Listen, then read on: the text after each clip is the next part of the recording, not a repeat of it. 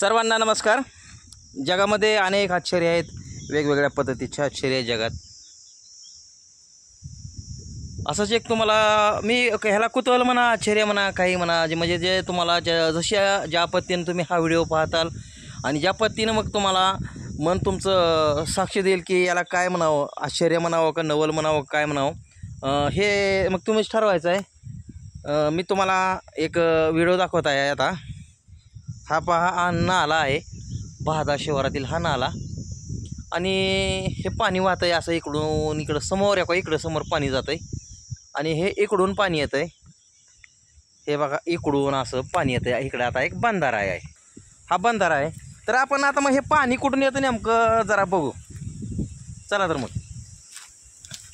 मग याला काहीतरी आश्चर्य म्हणावं, काय म्हणावं, म्हणजे आपण जास्त ना मग जास्तीची व्याख्या वेगळी कदाचित ठरेल सुद्धा। मी तुम्हाला वस्तुस्थिती दाखवत आहे फक्त। हा बंधारा, हा आहे बंधारा, आणि त्याच्या पलीकडून पाणी येते। हे काय करतंय, बंधाऱ्याच्या पलीकडल्या बाजूला असं पाणी येतंय।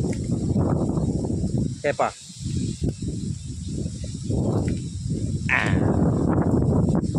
हे पहा, हे बंधाऱ्याच्या वरून असं लांबून पाणी येतंय।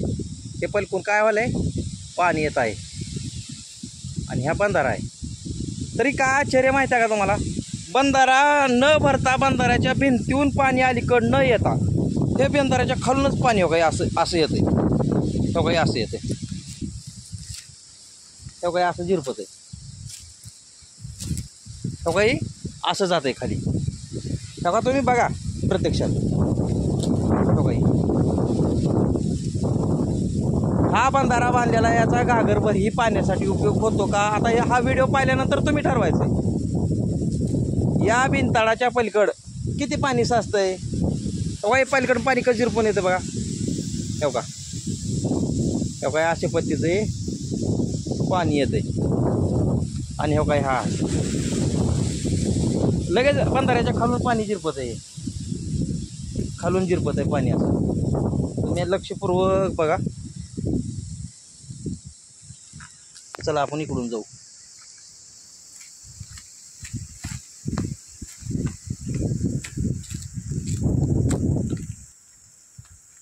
आता बंधाऱ्याची दुसरी साईड आपण बघू।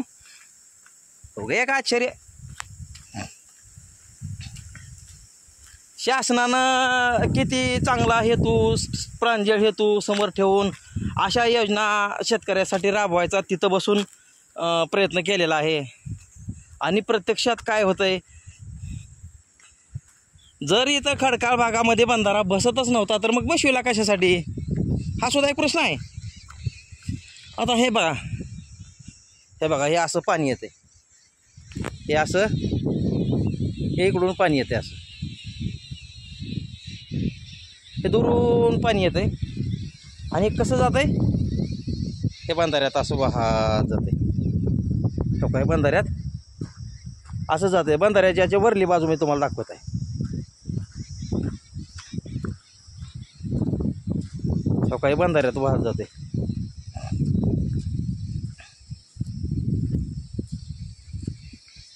आता बंधाऱ्यात वाहत जाते आणि त्याच्या पलीकडे निघते।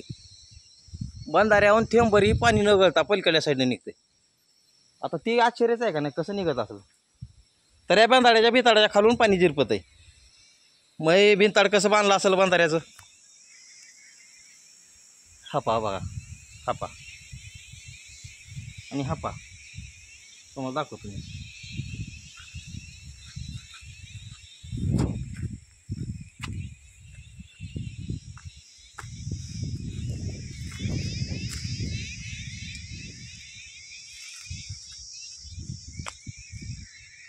तिकडून निघतं पलीकडं पाणी,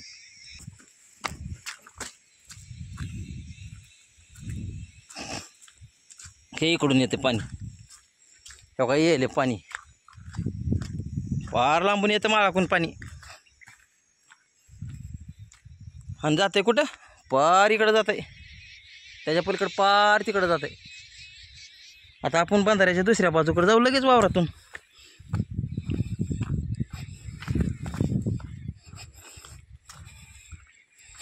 बंधाऱ्याच्या उजव्या साईडला हे शेत आहे. शासनाची किती चांगली प्रांजळ कल्पना आहे शेतकऱ्यासाठी बाबा. पाणी अडावं, पाणी जमिनीत जिरावं मुरावं, कुणाच तर ते विहिरीत उतरावं, बोरमध्ये उतरावं, जलपातळीत वाढ व्हावी. आता हे किती लाखाचा बंधारा असेल, आणि हा बंधारा बांधण्याच्या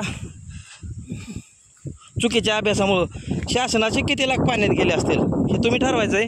आणि मग ह्याला मस्ती एक शेडिंग द्यायची. तर हे पाणी आलं बघा आता इकडून. हा ते आपण पलीकडे गेलेली बंधाऱ्याची ती बाजू. आता काय हेडिंग देणार तुम्ही ह्याला तुम्ही ठरवा.